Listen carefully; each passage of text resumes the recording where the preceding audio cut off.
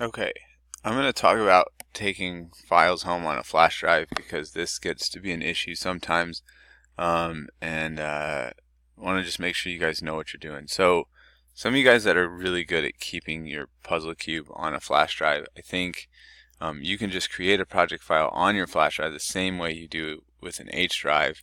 You just go into the projects wizard, you click New Single User Project, title it. When you go to find your location, just choose your flash drive and you can make a new folder on there, call it flash drive project. Okay, and then you can save it on there and it'll just save on your flash drive, which is kind of nice. And then you can just pull your flash drive out and go home and work on it, come back, plug it in, and it'll work. However, it does take a little bit extra work to set it up at home. So one way that you can do it is when you get to school. Alright, if my flash drive is plugged in and I've created it, I'm going to delete it out of here. Okay, so what I can do is browse, and then I can go to my USB drive and find the project, and I'll select my IPJ file and then click open, and it'll, once I do that, it'll be here and I'll be good to go.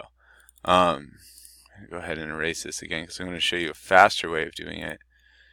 Okay, this way is if you plug in your flash drive and you go to Explorer, you find your flash drive, your project.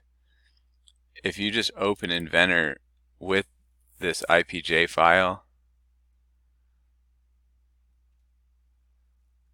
it will create your project here. Now it doesn't list it here. I don't know why, but you've got to click on projects and then click done, and then it'll show up.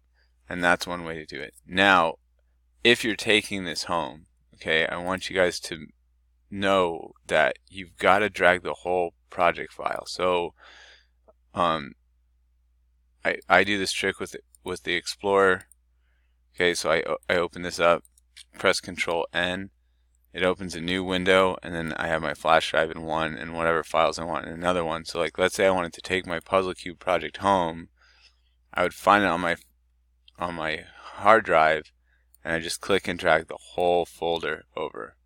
Okay, and that'll download it.